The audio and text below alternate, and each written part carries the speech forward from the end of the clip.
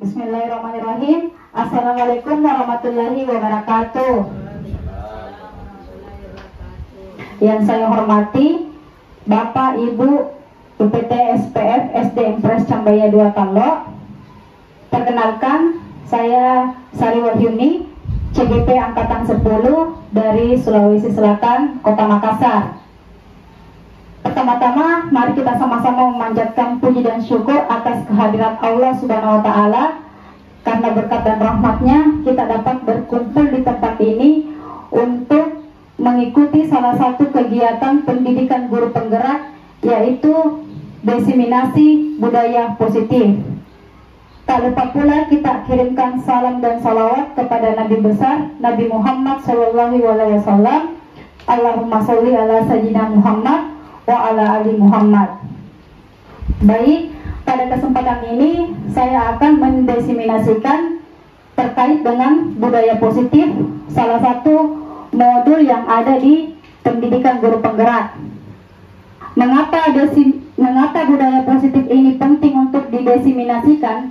Karena terwujudnya lingkungan sekolah yang kondusif, nyaman, serta terwujudnya visi misi sekolah akan terwujud apabila di lingkungan kita ini, di lingkungan sekolah, tercipta budaya positif. Jadi inilah pentingnya saya sebagai CGP untuk mendiseminasikan budaya positif. Baik, adapun konsep inti budaya positif, yang pertama perubahan paradigma belajar, disiplin positif, nilai-nilai kebajikan, motivasi perilaku manusia, kebutuhan dasar manusia, posisi kontrol guru, keyakinan kelas, dan segitiga restitusi.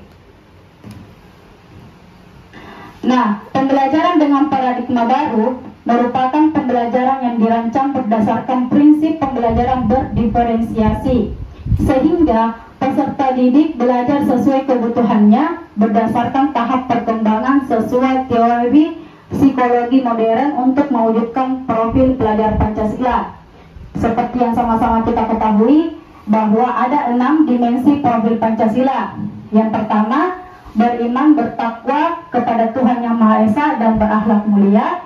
Yang kedua, berkebinekaan global. Yang ketiga, gotong royong. Yang keempat, kreatif. Yang kelima, bernalar kritis. Dan yang keenam, mandiri. Miskonsepsi tentang teori kontrol. Yang pertama, ilusi guru mengontrol murid. Ilusi bahwa kritik dan membuat rasa bersalah mampu menguatkan karakter. Ilusi bahwa semua penguatan positif efektif dan bermanfaat. Dan yang terakhir, ilusi bahwa orang dewasa berhak memaksa. Jadi ini merupakan miskonsepsi. Berarti kalau miskonsepsi, berarti ini hal-hal yang tidak boleh kita pikirkan atau tidak boleh kita lakukan dalam di lingkungan sekolah. Nah, mengubah paradigma stimulus respon ke pendekatan teori kontrol. Misalkan stimulus respon, kebutuhan kita sama, padahal dalam teori kontrol itu kebutuhan kita berbeda-beda. Stimulus respon, semua orang melihat hal yang sama, tetapi menurut teori kontrolnya setiap orang memiliki gambaran berbeda. Yang ketiga, kita mencoba mengubah orang agar berpandangan sama dengan kita. Teori kontrolnya, kita berusaha memahami pandangan orang lain tentang dunia. Yang keempat, perilaku buruk dilihat sebagai suatu kesalahan. Teori kontrolnya, semua perilaku memiliki tujuan. Dan yang selanjutnya, orang lain bisa mengontrol saya.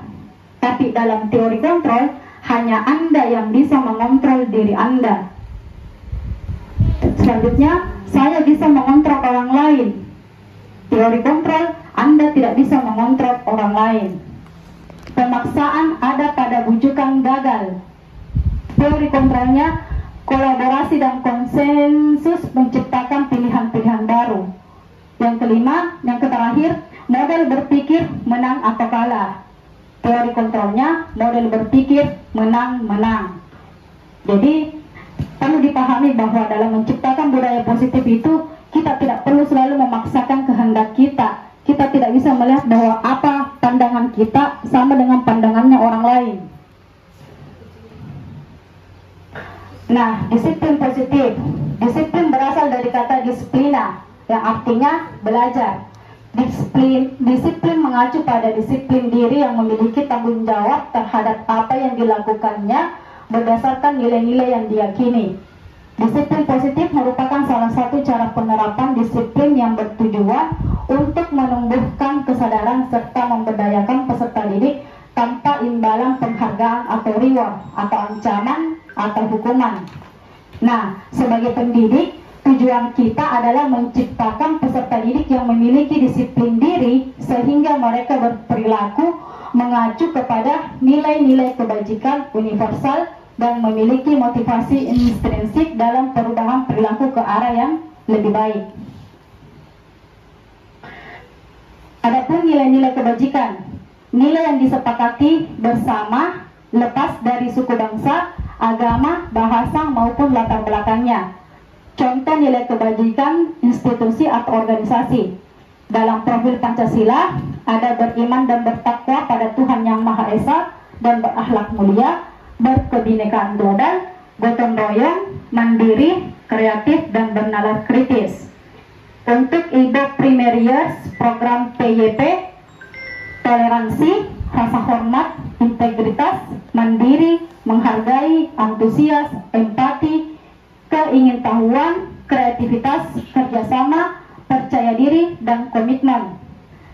Kemudian dalam keterampilan hidup atau life skill, dapat dipercaya, lurus hati, pendengar yang aktif, tidak merendahkan orang lain, dan memberikan yang terbaik dari diri.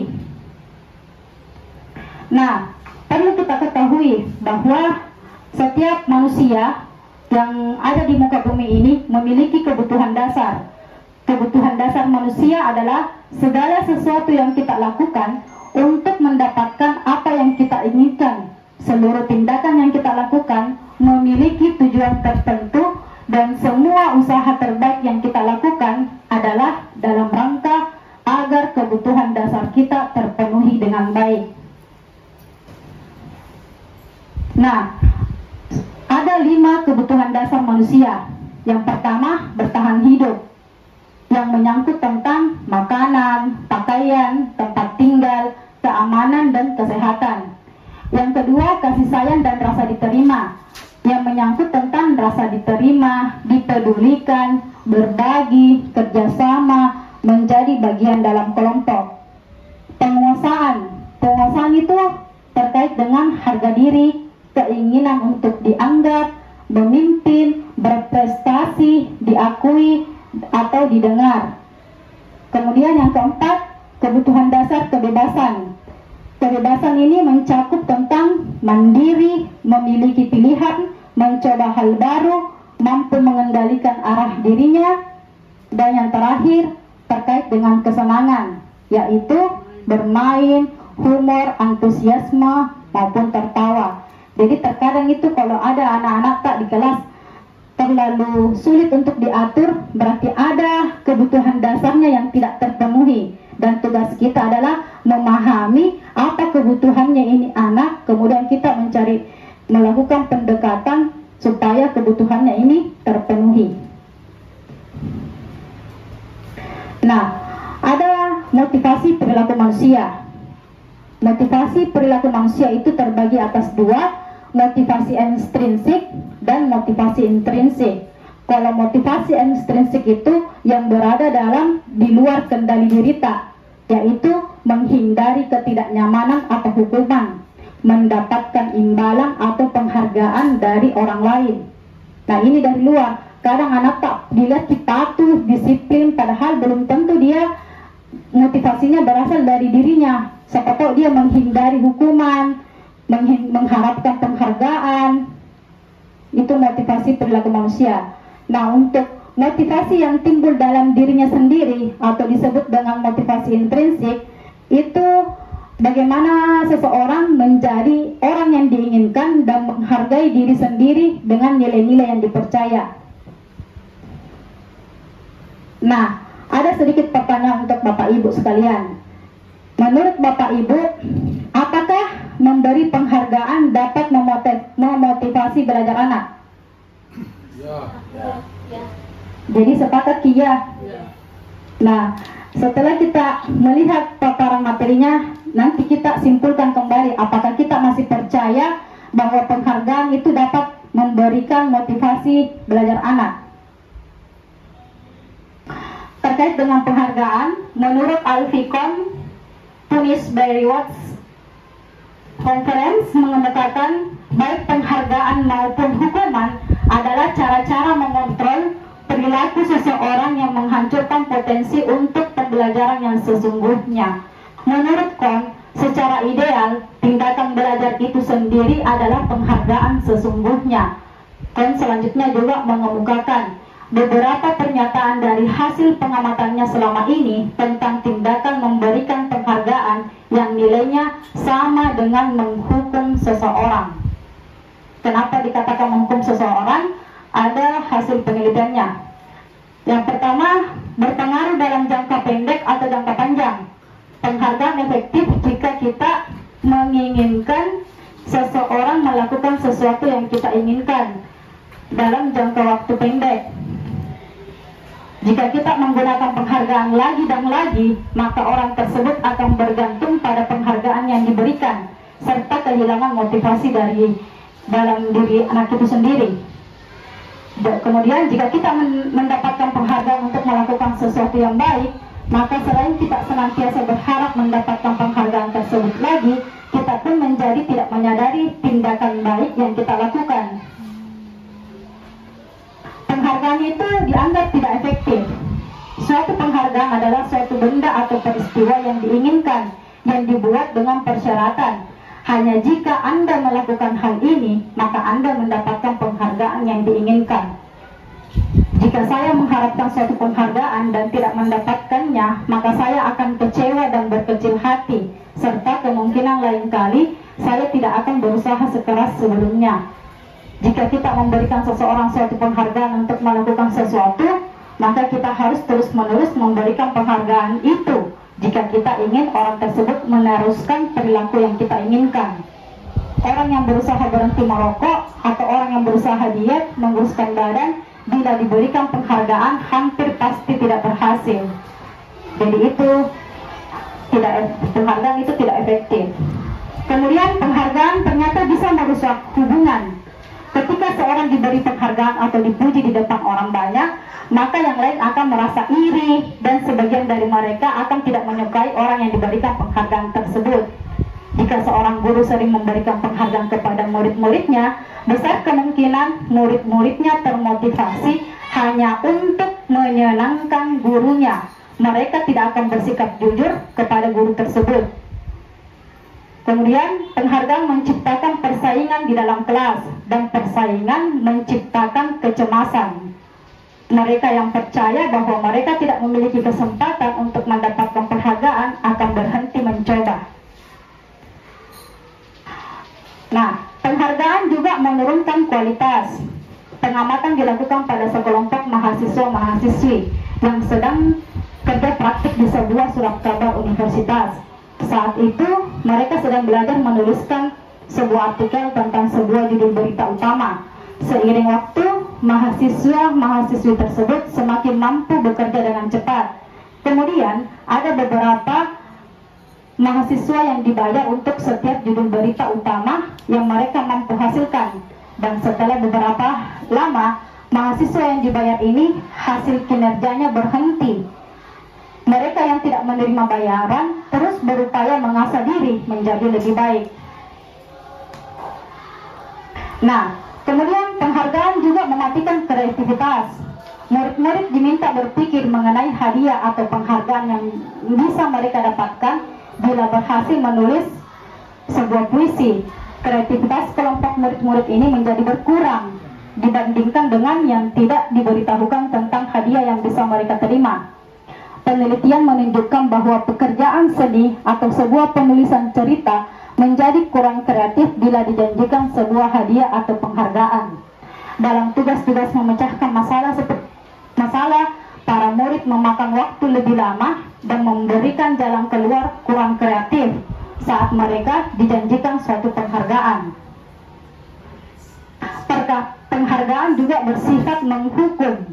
Kenapa? Karena mereka yang tidak mendapatkan penghargaan, misalnya dalam sistem ranking, mereka yang mendapatkan ranking kedua akan merasa paling dihukum, atau mendapatkan ranking ketiga, keempat, dan seterusnya pasti akan merasa dirinya dihukum. Memberikan penghargaan dan hukuman adalah hal yang sama, karena keduanya mencoba mengendalikan perilaku seseorang. Karena orang pada dasarnya tidak suka dikendalikan dalam jangka waktu lama, penghargaan akan terlihat sebagai hukuman. Jika suatu penghargaan diharapkan, namun Anda tidak mendapatkannya, Anda akan merasa dihukum. Jadi, kalau misalkan hari ini anak-anak tak siswa tak di kelas berbuat baik, hari ini dikasih penghargaan pujian, ada rasa bangganya. Jadi besok berharap, besok ulangi lagi perilakunya, berharap kita pasti bilang mau lagi dipuji, mau lagi apa. Kapan kita tidak puji, pasti akan merasa dihukum. Kita anak, kenapa ini guruku, tidak nanu nak. Artinya dia lakukan sesuatu karena mengharapkan sebuah penghargaan, bukan karena untuk dirinya sendiri. Nah, ini yang benar, motivasi dari dalam diri. Saat seorang anak belajar untuk pertama kali menggabungkan huruf-huruf dan kata-kata serta menyadari bahwa ia dapat membaca, timbul pijar di matanya dan sebuah senyuman di wajahnya. Anak tersebut begitu gembira bahwa ia telah mempelajari dan menguasai suatu keterampilan baru. Kesadaran akan kemampuannya bahwa dia sudah dapat membaca sesungguhnya sudah merupakan sebuah penghargaan. Jadi kalau tidak perlu kita kasih penghargaan anak tak, kapan dia merasa bahwa dia dari sebelumnya belum bisa menjadi bisa, dia akan bangga sendiri terhadap dirinya. Jika kita memberikan penghargaan kepada seorang anak pada saat dia sedang merasa bangga dengan pencapaiannya sendiri, maka kita akan mengambil kegembiraan yang saat itu sedang dirasakan secara alamiah. Contohnya dengan kita, hari ini belum mampu mengetik, belum mampu mempelajari format-format komputer. Tapi kapan kita belajar sendiri, dikuasai sendiri secara individu, ada pasti rasa kebanggaan tak, tanpa perlu di orang lain hargai kita, tapi kita sudah merasa bangga dengan diri tak sendiri kalau ada pencapaian yang kita dapatkan. Nah, perbedaan antara hukuman, konsekuensi, dan restitusi. Hukuman itu jelas tidak nyaman untuk murid dalam waktu jangka pendek maupun jangka panjang. Kemudian murid atau anak belajar menyembunyikan kesalahan. Jadi kapan kita selalu memberikan hukuman, pasti anak berusaha mensembunyikan kalau ada kesalahannya, tidak terbuka kita, karena takut tentunya dihukum. Tetapi antara hukuman dan konsekuensi lebih bagus kalau konsekuensi. Kalau konsekuensi itu memang tidak nyaman untuk dalam jangka pendek, tetapi murid anak belajar taat ke peraturan. Restitusi, kalau restitusi itu menguatkan untuk murid dalam jangka waktu panjang. Murid atau anak belajar memecahkan masalah. Nah, saya kasih contoh Bapak Ibu. Kalau misalkan anak terlambat, kemudian disuruh lari 10 kali mengelilingi lapangan, apakah itu termasuk hukuman atau konsekuensi? Menurut Bapak Ibu? Hukuman. Nah, benar. Karena saya kasih benar, intinya benar di hukuman. Saya kasih lagi contoh. Kalau ada anak tumpah air di dalam kelas di lantai, kemudian kita suruh bersihkan kilap itu air, apakah itu termasuk hukuman atau konsekuensi? Konsekuensi. Tepat sekali Bapak Ibu. Jadi bedakan antara hukuman dengan konsekuensi. Kalau hukuman tidak ada kaitannya dengan mengubah perilaku itu, tidak ada solusinya. Sedangkan kalau konsekuensi ada tanggung jawab yang harus dilakukan anak. Nah, coba Bapak Ibu bisa jawab kira-kira sebagai bentuk refleksi tak terhadap hukuman atau konsekuensi. Menurut Bapak Ibu, yang pertama ini mencatat 100 kali di dalam buku kalimat saya tidak akan terlambat lagi karena terlambat ke sekolah. Apakah dia hukuman atau konsekuensi? Simpan jawaban tak? Lari mengelilingi lapangan basket 2 kali karena terlambat hadir di sekolah. Hukuman. Murid diminta untuk push up 15 kali karena tidak menggunakan masker ke sekolah. Hukuman. Keempat, menggantikan kertas tugas teman yang telah dicoret-coret. Yang kelima, membersihkan tumpahan air di meja tulis karena tersenggol pada saat belajar. Murid disuruh untuk mengenakan sepatu seharian di sekolah, karena tidak mengenakan sepatu hitam. Hukuman. Kemudian lari mengelilingi lapangan basket 2 kali karena terlambat 10 menit untuk pelajaran PJOK. Konsekuensi. Sepakat? Kita lihat survei membuktikan. Siapa tadi jawabannya yang benar semua?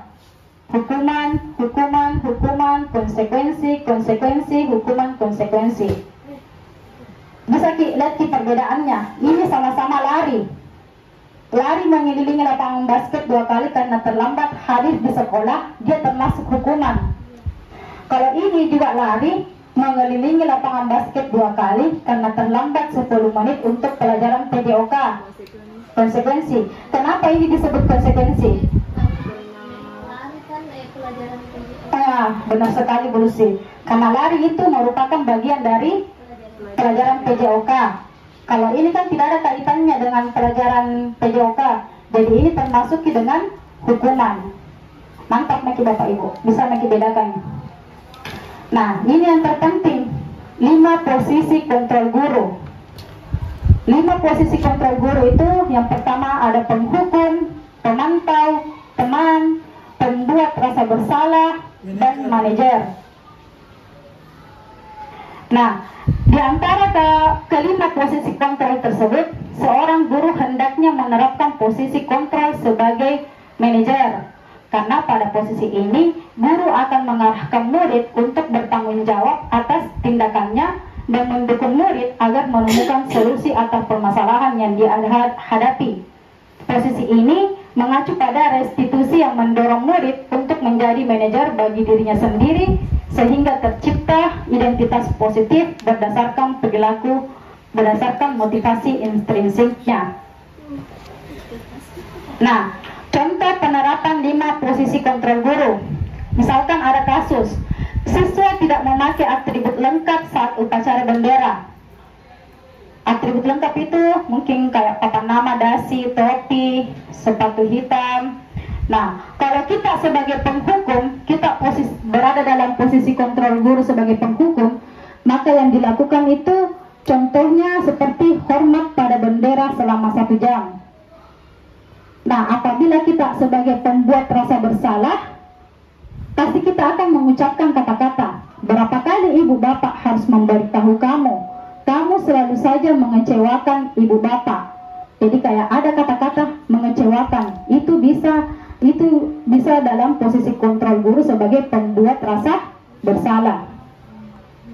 Nah, kalau kita ada di posisi kontrol pemantau, pasti kita akan mengatakan, kamu sudah melanggar aturan, kamu sudah melanggar aturan sekolah. Apa kamu tahu konsekuensinya? Setelah upacara, kamu beli atributnya di koperasi dan jangan diulangi lagi. Jadi kalau pemantau itu ada pasti kata-kata konsekuensi. Nah, kalau kita mengambil posisi sebagai teman, pasti kita mengucapkan kata-kata, ayo dong, ikuti arahan sekolah, tolong bantu ibu bapak ya, sekali ini. Ya sudah, tidak apa-apa, lain kali jangan sampai berbuat seperti ini lagi ya. Nah, itu kalau kita ambil posisi sebagai teman, ada pasti kata-kata tolong bantu ibu, ayo dong. Nah, kalau sebagai posisi manajer, kita akan memberikan pernyataan kepada anak kita, apakah kamu tahu kesalahanmu? Biarkan anak-anak sendiri yang berpikir apa kira-kira kesalahannya. Jangan kita tunjukkan, oh ini kesalahanmu. Biarkan anak-anak sendiri meyakini apa yang dia sudah perbuat. Kira-kira bagaimana kamu memperbaiki kesalahanmu. Nah, dalam posisi manajer, biarkan anak sendiri yang mencari kesalahannya, biarkan juga anak sendiri mencari solusinya. Kita tidak perlu begini kina, begini kina, tidak perlu. Karena ini yang diharapkan. Motivasi perilaku manusia itu atau motivasi perilaku murid itu bagaimana caranya dia timbul dari dalam dirinya sendiri karena berkat tanggung jawabnya. Nah, ada lagi pertanyaan Bapak Ibu. Posisi kontrol apakah aku? Saya kecewa sekali dengan kamu. Membuat rasa bersalah. Yang lain? Pembuat rasa bersalah. Kita lihat. Oke, benar. Bertangan dulu. Jadi yang mana bisa ditandai di sini? Pembuat rasa bersalah. Ada kata-kata kecewa. Kemudian lanjut lagi. Posisi kontrol apakah aku? Kamu tidak pernah benar-benar melakukannya. Penghukum. Pemantau. Kira-kira apa? Simpan jawaban apa? Pemantau. Kita lihat jawabannya. Penghukum. Coba kalau kita di posisi siswa, kamu tidak pernah benar-benar melakukannya, pasti rasa bagaimana? Pasti dengan walaupun dia tidak ada. Jadi tidak selamanya itu hukuman berbentuk kegiatan fisik, bisa juga dalam bentuk ucapan. Jadi tidak selamanya itu kalau harus mencatat, ini lari, tidak selamanya itu hukuman dalam bentuk psikis, bisa juga dalam bentuk kata-kata. Ayolah, lakukan demi saya ya, teman. Kita lihat. Oke, benar sekali, teman. Lanjut. Kalau ini, apakah kamu mau mendapatkan stiker bintang hari ini? Manajer. Pemantau. Ada yang jawab manajer, ada yang jawab pemantau. Kita jawab. Apakah yang kamu mendapatkan manajer saya? Manajer. Kita lihat. Pemantau. Jadi kalau manajer itu tidak ada diharapkan anak-anak, tidak bisa diharapkan anak-anak untuk mendapat sesuatu. Nah, kalau ini, bagaimana kamu bisa menyelesaikan masalah ini? Nah, ini baru manajer, betul sekali. Nah, dalam keyakinan kelas, mengapa keyakinan kelas? Mengapa kira-kira bukan peraturan kelas? Ya. Karena kalau keyakinan kelas itu yang membuat itu hasil kesepakatan kita antara siswa dengan guru ya. Peraturan kelas peraturan kelas itu apa? Kalau juga peraturan kelas Di pihak sepihak. ada pemaksaan apakah tidak harus? Oke, Gitu aja. Oke. Mengapa keyakinan kelas? Mengapa bukan peraturan kelas? Nah, untuk mendukung motivasi intrinsik, kembali ke nilai-nilai atau keyakinan-keyakinan yang lebih menggerakkan seseorang dibandingkan mengikuti serangkaian peraturan-peraturan. Jadi, jangan diharap kalau kita membuat peraturan anak begini. Jangan diharap anak itu bisa melakukan atau mengikuti. Bisa saja dia mengikuti karena untuk menghindari hukuman. Dia tidak ada, kalau misalkan dia membuat keyakinan, dia ada rasa tanggung jawabnya. Oh, saya sendiri yang bilang begini. Kemudian yang kedua, sesuai dengan kondisi kelas atau sekolah sehingga mudah diterapkan. Nah, ini yang paling terpenting dalam membuat keyakinan kelas itu, semua warga sekolah atau warga kelas dilibatkan saat membuat keyakinan kelas. Jadi kalau mau coba-coba kita terapkan di kelas kalau mau belajar buatnya Anak-anak, apa keyakinan kelas kita hari ini? Kalau dia ini, Bu, dilarang ribut pasti itu. Bu, dilarang ribut. Bu, tidak saling mengganggu. Dia sendiri yang ucapkan, kita tulis lagi.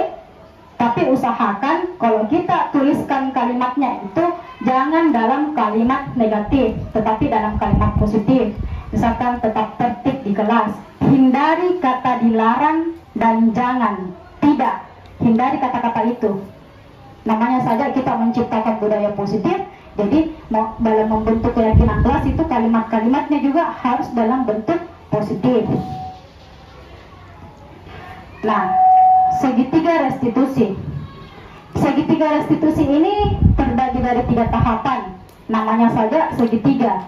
Jadi pasti ada 3 tahapan. Yang pertama itu menstabilkan identitas. Yang kedua, validasi tindakan yang salah. Yang ketiga, menanyakan keyakinan. Nah, segitiga restitusi adalah suatu proses dialog yang dijalankan oleh guru agar dapat menghasilkan murid yang mandiri dan bertanggung jawab. Nah, ini biasanya yang kita terapkan kalau kita mengambil posisi guru apa? Apakah penghukum, pemantau, manajer? Betul sekali. Jadi kalau kita mengambil posisi kontrol guru sebagai manajer, maka langkah-langkah yang bisa kita lakukan salah satunya adalah menggunakan segitiga restitusi. Nah, yang pertama menstabilkan identitas. Berdasarkan prinsip membuat kesalahan adalah bagian dari proses pembelajaran. Biasanya kalau menyelesaikan masalah ini guru-guru bisa berkata, berbuat salah itu hal yang manusiawi. Tidak ada manusia yang sempurna. Bapak Ibu jangan juga buat salah. Kita pasti menyelesaikan permasalahan ini. Bapak Ibu tidak tertarik untuk mencari tahu siapa yang benar, siapa yang salah. Bapak Ibu lebih tertarik untuk menyelesaikan masalah. Nah, ini yang paling sering terjadi kalau anak-anak kita bertengkar. Jangan kita siapa yang duluan, siapa yang salah. Pokoknya bagaimana caranya kita mengarahkan bagaimana ini bisa selesai masalahnya itu anak. Yang terakhir, kalau kamu menyalahkan dirimu sendiri terus-menerus, apakah kamu bersikap baik pada dirimu sendiri? Jadi, kalau misalkan ada permasalahan di kelas tak, jangan langsung judge kita anak. Komentong, begini mentong kita. Sering memang begini, jangan. Jadi usahakan kita stabilkan dulu identitasnya anak, supaya anak bisa terbuka. Kalau kita langsung judge anak tidak akan terbuka, tidak akan berbicara sama kita. Kalau kita langsung judge dia bahwa memang kau seperti itu. Tapi bagaimana caranya kita tidak apa-apa Gina. Semua orang itu pernah berbuat salah. Tidak ada manusia yang sempurna. Nah, untuk bagian tahapan validasi tindakan yang salah, berdasarkan prinsip setiap berupaya memenuhi suatu kebutuhan tertentu. Nah, dalam kondisi ini biasanya guru-guru akan berkata, kamu bisa saja kan melakukan hal yang lebih buruk, tapi kamu tidak melakukannya kan. Nah, maksudnya ini pada saat anak-anak bertengkar, biasa beradu mulut baku ejek-ejek, kita bisa bilang, untuk kamu bisa saja melakukan hal yang lebih buruk. Maksudnya hal yang lebih buruk itu bisa saja dia saling tonjok-menonjok, saling pukul-pukulan, tapi kamu tidak melakukannya kan. Nah, yang paling penting di sini kita tanyakan, kamu pasti punya alasan mengapa melakukannya. Apa yang penting bagi kamu? Kamu boleh tetap berusaha menjaga sikap itu. Kalau anak-anak keras sekali, tidak Bu, tidak mentong. Kita bisa pertahankan sikap itu. Tapi tambahkan sikap yang lain, yang baru. Kemudian, maukah kamu belajar cara lain untuk mendapatkan yang kamu butuhkan tanpa harus memukul? Nah, ini bisa diterapkan kalau anak-anak kita sering memukul. Tanya kira-kira selesai masalah kalau kita memukul? Jangan kita terlalu ikuti. Intinya kata-katanya validasi tindakan yang salah itu mirip-mirip seperti ini. Kira-kira masalah selesai kalau kita memukul? Apa hasilnya kalau kita memukul? Tanyakan seperti itu. Dan yang terakhir, apakah kamu bisa melakukan dengan lebih baik besok lagi? Nah, yang terakhir, tahapan menanyakan keyakinan. kalau menanyakan keyakinan itu berdasarkan prinsip teori kontrol bahwa pada dasarnya kita termotivasi secara intrinsik. Inilah yang diharapkan dalam segitiga restitusi. Bagaimana perilaku anak murita itu timbul dari motivasinya secara intrinsik. Dengan kata-kata atau kondisi guru kita sebagai manajer dengan berkata apa nilai yang kita percaya di kelas atau sekolah kita. Kan kalau sudah buat keyakinan kelas pasti kita tanyakan kembali kalau anak-anak berbuat tidak melanggar atau tidak sesuai dengan kesepakatan kelas, kita tanyakan apa nilai yang kita sudah yakini di kelas, nilai keyakinan apa yang sudah kita sepakati. Ingatkan kembali nilai-nilai universal apa yang telah kita sepakati. Nah, kelas yang ideal itu seperti apa sih? Kamu ingin jadi anak seperti apa? Apa yang kamu rasakan ketika kamu melakukan itu? Kamu mau menjadi orang yang seperti apa? Jadi itu tahapan-tahapan dalam menyelesaikan salah satu tahap segitiga restitusi yang membantu anak menemukan tanggung jawabnya secara intrinsik. Berikut contoh. Ini sekali pandai masuk ke sini, karena ada yang bertanyakan Ibu perhatikan sedikit terlambat masuk ke kelas. Nah, kira-kira kalau sedikit terlambat masuk ke kelas itu, apakah itu sebuah kesalahan? Nah, orang itu berbuat salah, hal yang wajar jika ibu juga sebagai manusia, dan dia juga berbuat salah. Tapi kalau berbuat salah dia dengan terus dan dilakukan berulang-ulang, apakah bisa kira-kira dimaklumi? Tidak bisa Pak? Nah, sekarang kita tanya dulu apa alasan Pak kenapa sering terlambat ke sekolah? Sebenarnya negara yang sama Madura yang nonton televisi malam. Nah, kira-kira kalau terlambat masuk ke kelas apa dampaknya buat kita? Tinggal pelajaran sama malu. Nah, kira-kira kalau orang sering terlambat itu sesuai dengan keyakinan kelas Pak? Tidak. Nah, keyakinan kelas apa yang kita sudah langgar? Kedisiplinan. Menurut Pak, kedisiplinan itu penting tidak dalam keyakinan kelas? Penting, karena kedisiplinan akan mengatur supaya tidak terlambat lagi. Benar sekali. Kira-kira bagaimana caranya Ryan supaya besok tidak terlambat lagi ke sekolah? Nah, Ibu harap apa yang Ryan sudah katakan bisa diterapkan, praktekkan itu hidup lebih awal supaya besok tidak terlambat lagi ke sekolah. Ibu harap dan Ibu melihat besok Ryan hadir tepat waktu ke sekolah. Bisa Bisa. Saya minta maaf karena saya terlambat. Ya, kembali jangan lagi diulangnya. Besok harus masuk tepat waktu. Bisa? Bisa. Ya. Nah, yang paling terpenting itu dalam melakukan segitiga restitusi, jangkit di hadapan umum, di tempat umum, di hadapan teman-temannya, panggil secara pribadi, supaya anak-anak itu bisa terbuka berbicara sama kita. Baik, demikian yang bisa saya sampaikan atau paparkan dalam diseminasi budaya positif ini. Mungkin di antara Bapak Ibu sekalian, ini hal yang pernah mungkin kita lakukan di kelas, tetapi baru yakini, oh jadi pernah saya lakukan.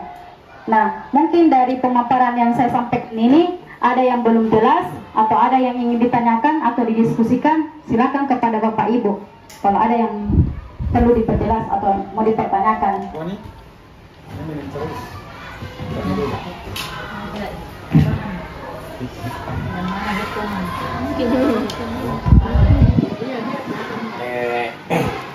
Mas lalu tadi masalah penghargaan. Iya. Katanya tadi itu penghargaan itu sebenarnya tidak baik anak, karena akan berdampak pada definisi peserta didik itu sendiri. Nah, Kalau misalkan kira-kira penghargaannya kita berikan sama, penghargaan itu tidak berbeda kepada peserta didik. Apakah dia hari ke-1 atau hari ke-2 dan seterusnya, apakah dia menurut prestasi atau tidak, tetapi penghargaannya sama kita kasih. Tidak membeda-bedakan itu penghargaan. Apakah itu akan merusak juga kondisi diri peserta didik? Nah, kalau kita pahami dulu kalau apa itu sebenarnya kalimat penghargaan. Kalimat penghargaan itu kan sesuatu yang diberikan secara khusus kepada murid tertentu. Kalau misalkan kita berikan hal yang sama, kira-kira itu apakah bisa disebut dengan penghargaan? Karena berlaku adil dikit. Hadiah. Jadi kapan kita memberikan perlakuan khusus kepada murid tertentu, itu akan dianggap penghargaan. Tetapi kapan kita berikan sesuatu kepada murid kita secara adil, merata, tanpa dibeda-bedakan, belum bisa dikatakan itu sebuah penghargaan. Seperti itu. Mungkin ada lagi dari teman-teman. Intinya,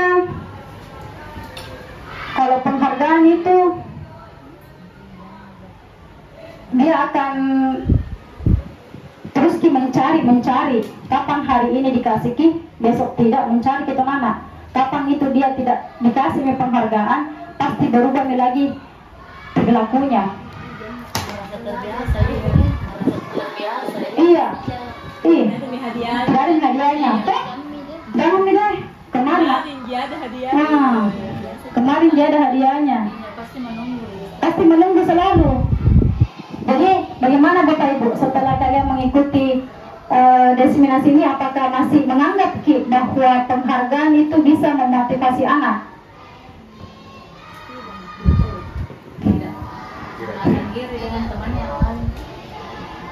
Nah, baik, mungkin demikian diskusi kita pada siang ini. Dan demikian juga hasil pemaparan diseminasi budaya positif, salah satu modul pendidikan guru penggerak angkatan 10. Baik, saya akhiri. Apabila ada kesalahan kata atau bisa merugikan Bapak Ibu sekalian, saya memohon maaf yang sebesar-besarnya, dan saya berterima kasih juga yang sebesar-besarnya atas kehadiran Bapak Ibu serta partisipasi Bapak Ibu sekalian. Cukup sekian. Assalamualaikum warahmatullahi wabarakatuh. Waalaikumsalam warahmatullahi wabarakatuh.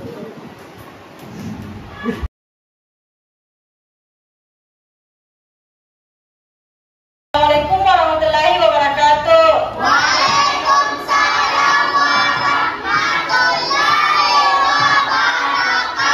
wabarakatuh. Baik anak-anakku sekalian, bagaimana kabarnya semua hari ini? Baik. Kalau baik berarti alhamdulillah. Nah, tidak lama lagi kalian akan naik ke kelas 6. Tinggal berapa hari kita bersama di kelas 5. Nah, sekarang ini Ibu akan memberikan kalian sebuah materi terkait dengan budaya positif. Budaya positif itu sangat penting kita ciptakan dalam lingkungan sekolah. Apalagi kalian ini sudah mau naik ke kelas 6. Dimana kalau kalian sudah naik ke kelas 6 itu, perilaku kalian itu sudah baik, sudah bisa dijadikan teladan, contoh bagi adik-adik kelas kalian. Nah, sebelum kita naik ke kelas 6, saya mau mengajak anak-anakku sekalian untuk bermimpi atau berkhayal terlebih dahulu. Kira-kira kelas 6 nanti itu kita membayangkan seperti apa? Coba kalian bisa menutup mata, memejamkan mata. Kira-kira di kelas 6 kita itu sikap gurunya kepada kalian yang kalian harapkan itu seperti apa? Sikap yang kalian harapkan dari guru tak seperti apa? Bisa dibayangkan?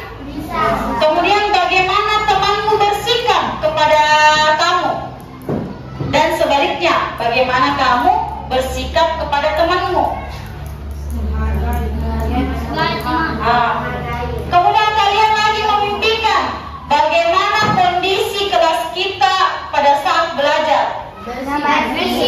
Mimpikan dulu, mimpikan bagaimana mimpi kita. Hayalkan dulu bagaimana mimpinya ruangan kelasnya, bangku-bangkunya seperti apa, kelasnya bagaimana. Kemudian suasana pembelajarannya di kelas seperti apa?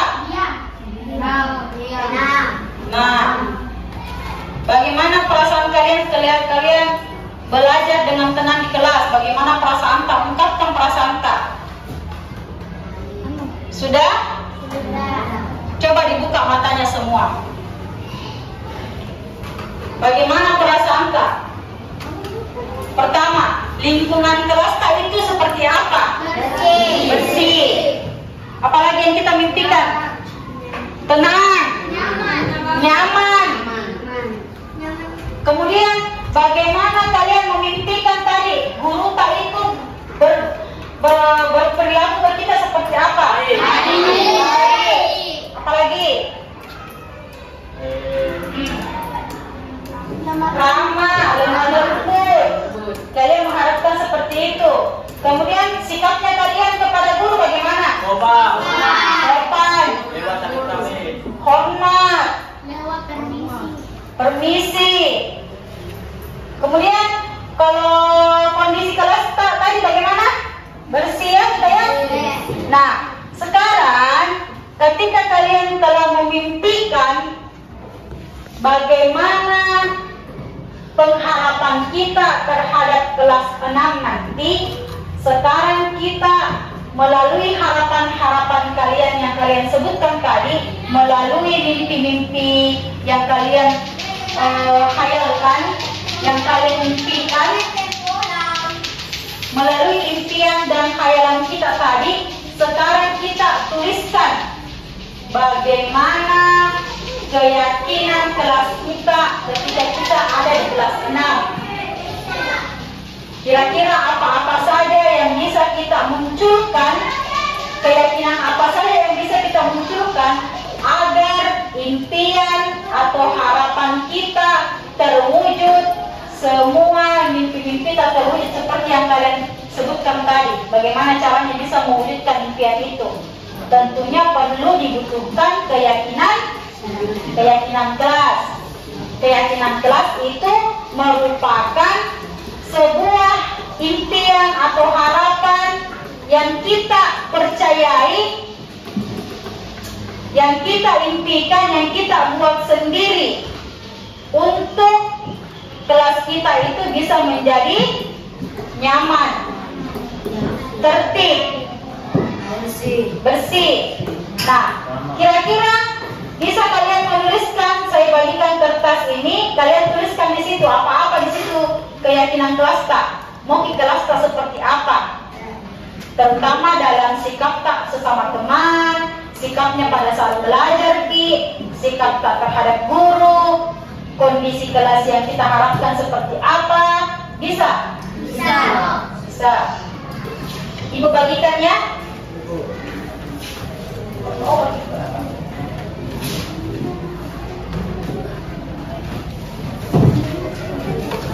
Masing-masing kalian bisa menuliskan 2 atau 3 keyakinan kelas apa yang kita mau sepakati, kita buat sesuai dengan harapan-harapan tadi. Nanti kita tempel di papan tulis. Kalau sudah tulis 2 atau 3 nah? 2 saja atau 3 harapan tak. Yang paling penting kira-kira untuk mewujudkan itu impian kelas kita yang nyaman.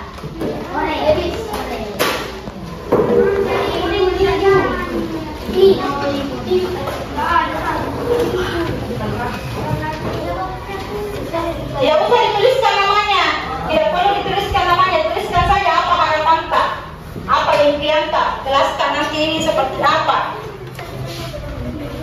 kelas kita mau seperti apa.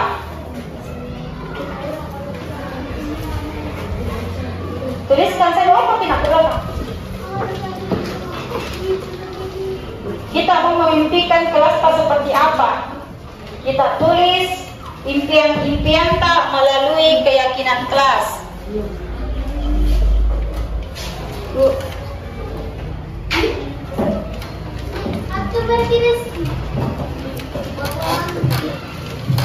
Semuanya sudah dapat kertas? Yang kalian tuliskan sini, tuliskan in. Harapan-harapan tak? Keyakinan kelas tak? Keyakinan kelas tak apa?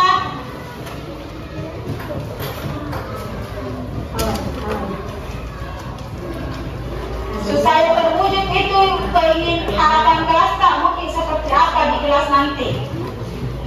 Kira-kira apa yang bisa kita sepakati supaya terwujud itu kelas yang nyaman dan kondisi pembelajaran yang menyenangkan? Kira-kira seperti apa?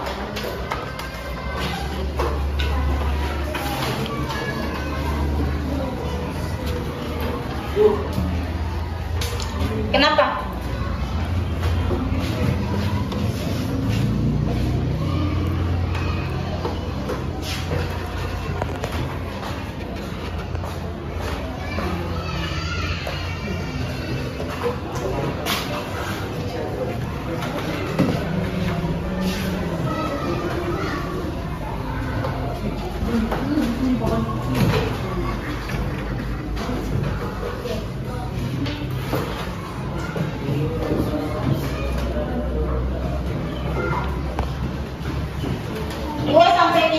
Dua sampai tiga saja kita tuliskan.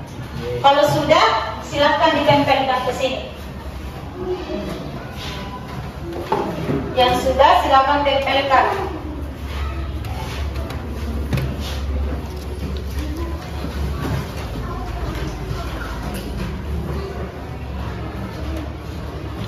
Kesepakatan kelas tak seperti apa? Bisa. Kalau dirasa masih ada yang mau dikasih tulis, silahkan.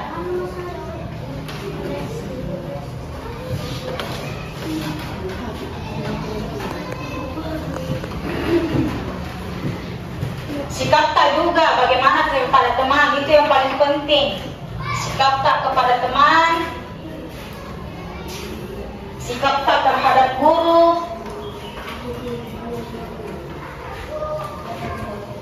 caranya menjaga kondisi kelas yang nyaman seperti apa, yang bersih seperti apa, sesuai dengan harapan kita. Sesuaikan dengan harapan tak.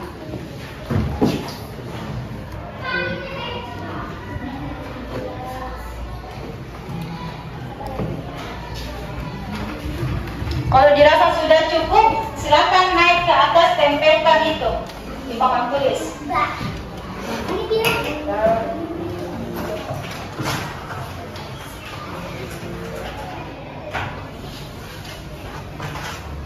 Sudah? Sudah?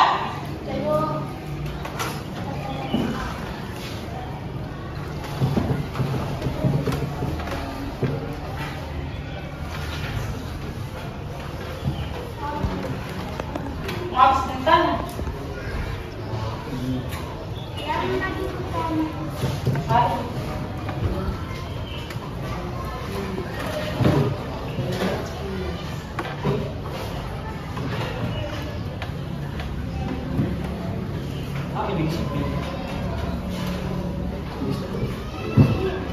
Sudah?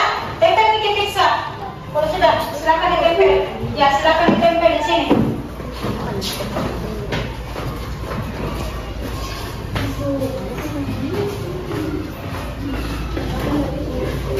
Tulis Cina mata kan, tidak usah malu-malu. Ini kan semua harapan-harapan tak supaya kelas tak menjadi lebih baik. Maaf terbalik.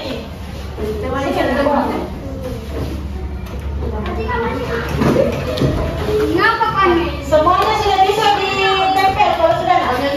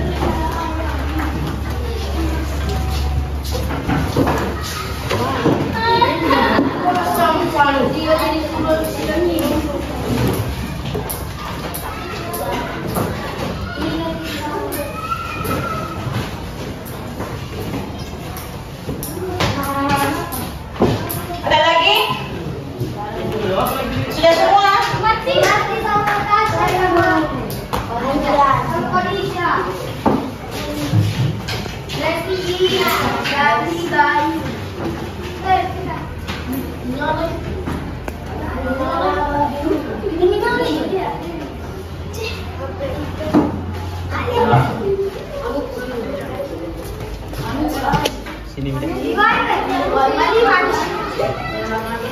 terbalik di Bayu. Oh, tidak dapat gitu. Masih ada lagi?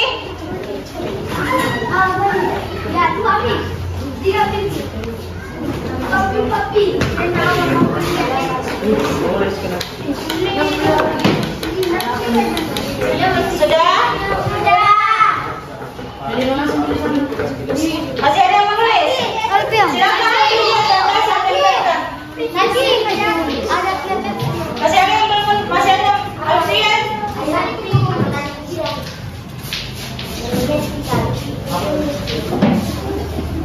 Udah tahu komen ini?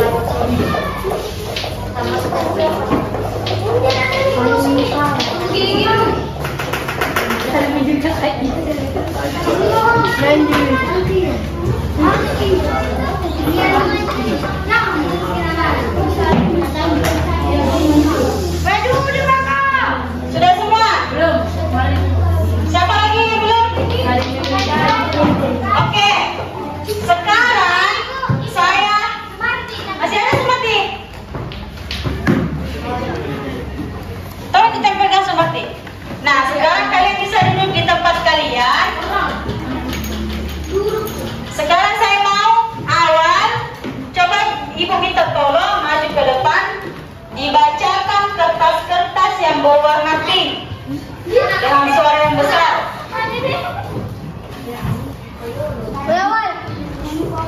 Saya mau kelas rapi, bersih. Kelas Rapi. rapi dan bersih. Apalagi? Kelas mau tidak ribut. Tidak ribut. Tidak ribut. Tenang. Tidak berkelahi. Tidak berkelahi. Ada lagi?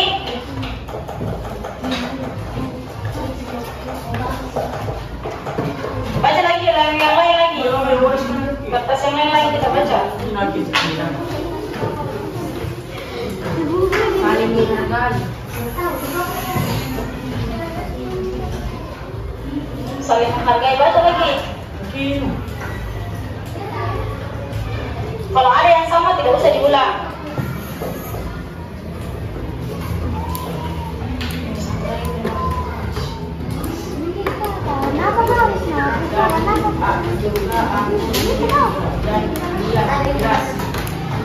Sama tidak ribut. Ada lagi?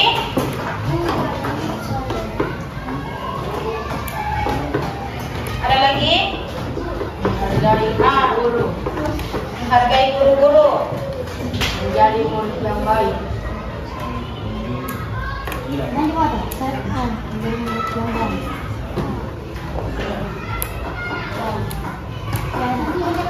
Cukup?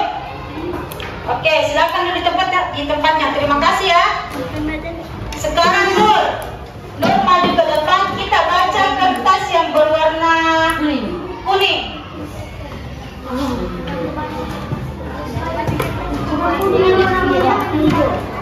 Apa di situ Nur yang muncul? Tidak saling mengejek. Belum ada di sini, Dik. Tidak saling mengejek. Apalagi? Tidak membuat sampah sembarangan. Tidak membuat sampah sembarangan. Tapi aku tolong Sampah sembarangan. Apalagi? Saling menolong. Dan tidak ada di sini.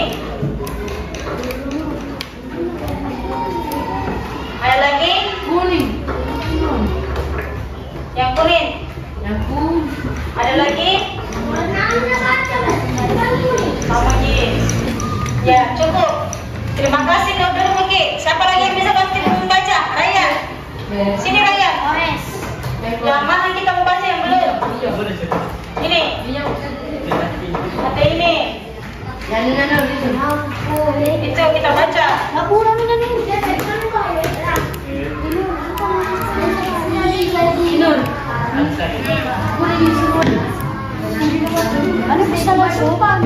Sama jadi. Dibulat di sini juga sama ji. Sama juga dengan yang ada di papan tulis yang itu sudah tuliskan. Tidak mengejek teman, bersih.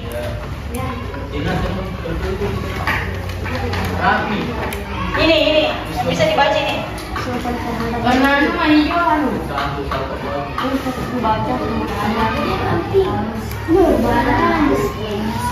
Kalau berjalan harus permisi. Apalagi Raya?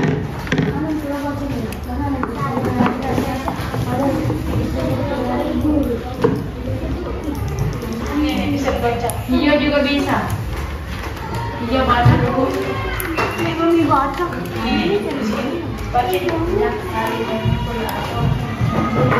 Tidak saling memukul.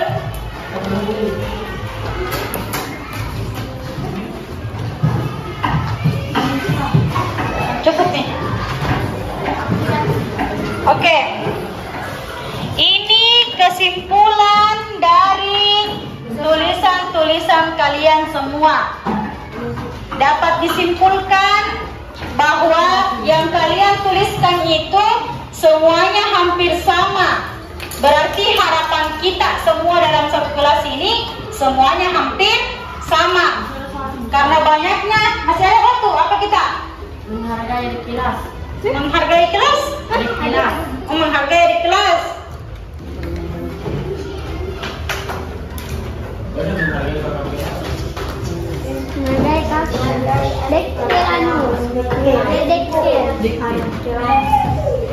Karena biasanya di sini ada yang suka Andi momok, bikin nak kasih menangis sama kelas 1, bina kasih menangis, bina minta-minta uang. Nah, kita lihat kembali ke sini semuanya, kita lihat perhatikan. Dari semuanya kalian tuliskan semua di kertas post-it ini ada yang hampir sama. Di antaranya itu 1. Kelas rapi dan bersih. 2. Tidak ribut. 3. Tidak berkelahi. 4. Saling menghargai. 5. Menghargai guru-guru. 6. Tidak saling mengejek. 7. Tidak membuang sampah sembarangan. 8. Saling menolong. 9. Kalau berjalan permisi. 10. Tidak saling memukul atau membuli. 11. Menghargai adik kelas. Nah, sekarang di antara 10 ini kita ubah kalimatnya dan menjadi kalimat positif. Bagaimana itu Bu mengubah menjadi kalimat positif? Kita hilangkan kata tidak. Semua yang ada kata-kata tidak kita hilangkan, kita ubah menjadi kalimat yang positif. Misalkan ini nomor 1, kelas rapi dan bersih, itu sudah positif atau negatif? Positif. Sudah positif. Ini tidak ribut, negatif atau positif? Negatif. Kita rubah. Berarti kita rubah ini menjadi kalimat positifnya menjadi Ribut. jangan. Tidak boleh menggunakan kata jangan dengan tidak. Tidak boleh. Harus. Tidak boleh. Jangan tidak boleh. Bagaimana kira-kira ini tidak ribut? Harus tenang. Apa? Harus tenang. Ya itu. Harus Bukan tenang. Tidak berkelahi. Kita rubah menjadi kalimatnya seperti apa? Harus menghargai. Apa? Rukun antar siswa. Saling menghargai itu sudah kalimat positif atau negatif? Positif atau negatif? Positif nih. Karena tidak ada bukan Ya. 5. Menghargai guru-guru. Positif atau negatif? Tidak saling mengejek. Tidak saling mengejek itu? Negatif. Berarti kita ubah kalimatnya menjadi positif. Apa? Saling sama gini tuh. Berarti kita ubah ini menjadi saling menghargai sama. Nomor 7, tidak membuang sampah sembarangan. Kalimat negatif atau positif?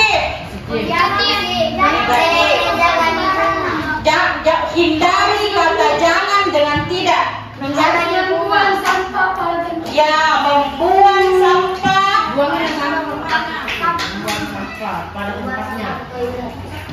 Pada Tempatnya. tempatnya. Siapa tadi itu pada toilet? Bisa tidak kita buang sampah di toilet? Tidak.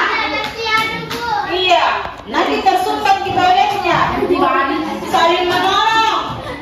Saling menolong itu positif atau negatif? Kalau berjalan permisi. Positif. 10.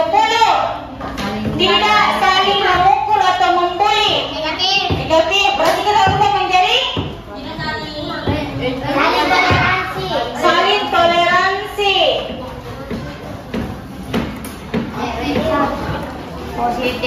Menghargai adik kelas. Positif atau negatif? Positif. Sehingga keyakinan kelas kita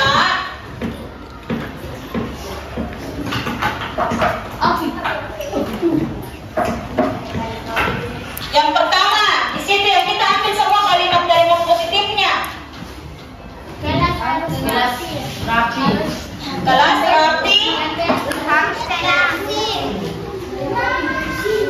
Apa lagi? Harus tenang. Harus tenang. Bagaimana itu harus tenang? Menjaga ketenangan di dalam kelas. Tenang ketika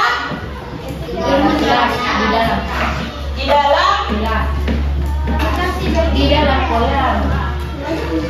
apalagi Saling menghargai. saling menghargai, rukun antar siswa. Nomor 4 aja. 4, saling menghargai. Saling Sambung di semua, saling menghargai, menghargai guru. menolong, Menghargai guru. toleransi. Kemudian apa lagi? Menghargai guru. Membuang sampah pada tempatnya. Saya juga salah.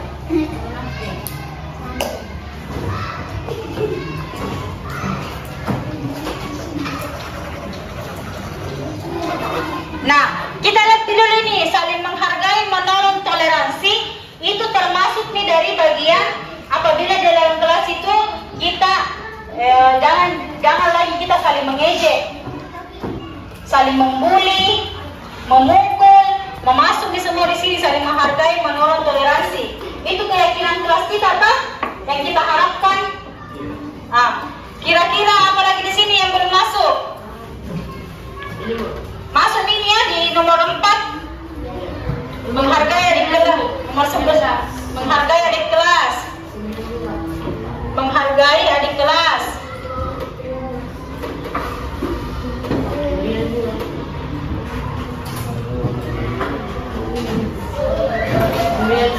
Sembilan juga. Kalau berjalan ucapkan permisi.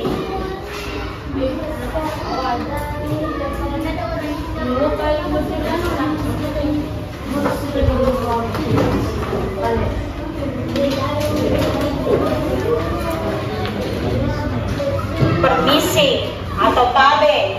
Sudah nih, masih ada lagi yang belum masuk kira-kira? Oh ini ya, menghargai guru. Masuk ini nomor 4 di, karena masuk di semua di sini yang betul sekali masuk ini nomor 4. Karena menghargai teman itu, kalau dihargai teman tak dihargai juga guru tak. Coba kita lihat kembali keyakinan kelas apa yang sudah kita buat. Coba dibaca besar-besar suaranya. Awal. Nomor 1 apa awal? Jelas, rapi dan bersih. Tenang. Baca Ki. Nomor 2. Tenang ketika di dalam kelas. Apa lagi? Rukun antar siswa. Oke. Saling menghargai, menolong, toleransi. 5. Membuang sampah pada tempatnya. 6. Menghargai adik kelas. 7. Kalau berjalan ucapkan. Nah, di antara 7 keyakinan kelas kita ini, kira-kira masih ada yang mau ditambahkan? Apa yang mau ditambahkan? Bu, bekerja sama. Bergotong royong. Apa nak? Bergotong royong. Bergotong royong. Ada lagi yang mau ditambahkan? Apa dibilang Febi? Ulangi. Harus sopan di hadapan orang yang lebih tua. Duduk. Harus sopan. Tidak mengelak kata-kata orang. Hindari kata Duduk harus sopan di hadapan orang yang lebih tua. duduk. Sama itu, tenang. Masuk di dalam tenang. Kalau tenang itu bagaimana kondisinya kalau kita tenang? Duduk rapi. Oke? Masih ada lagi yang mau ditambahkan selain ini? Ada Bu. Apa lagi? Bakti di sekolah. Sama bergotong royong. Yang dianggap penting untuk menciptakan suasana kelas kita apa lagi? Bekerja sama.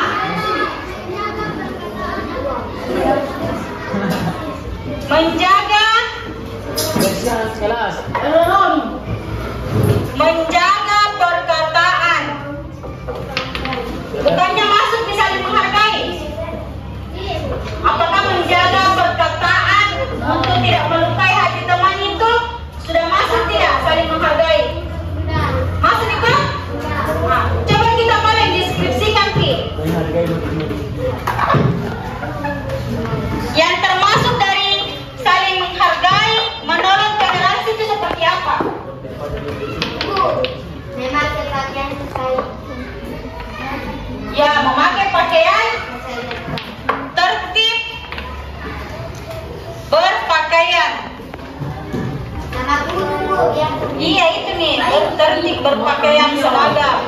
Mami juga Bu bisa. Apa? Yang dianggap penting apa lagi? Memakai peraturan kita. Apa?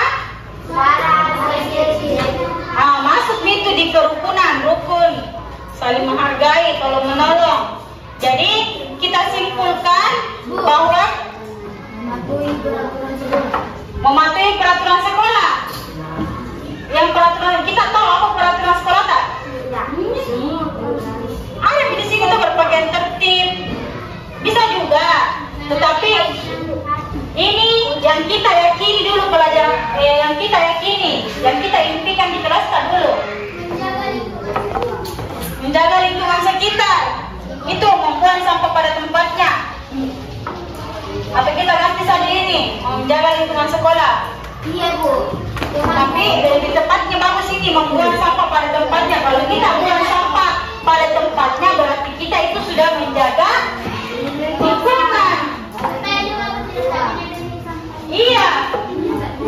Sampai bene, aku sudah bene. Bersebaran. Coba dilihat lagi sini. Keyakinan kelas kita ini sudah ada 9. Apa yang mau dihapus? Ada mau dihapus? Tidak. Ada mau ditambahkan? Tidak. Berarti kita sepakat nih. Sepakat. Deal. Coba. Selanjutnya kita lihat dulu ini. Nomor 1, kelas rapi dan bersih. Kelas rapi dan bersih itu bagaimana caranya kita menjaga kelas kita dan rapi? Membersihkan. Kalau misalkan kelas kita tidak rapi, berarti kenapa? Menyusun dengan meja dengan rapi. Itu semua langkah-langkahnya mewujudkan.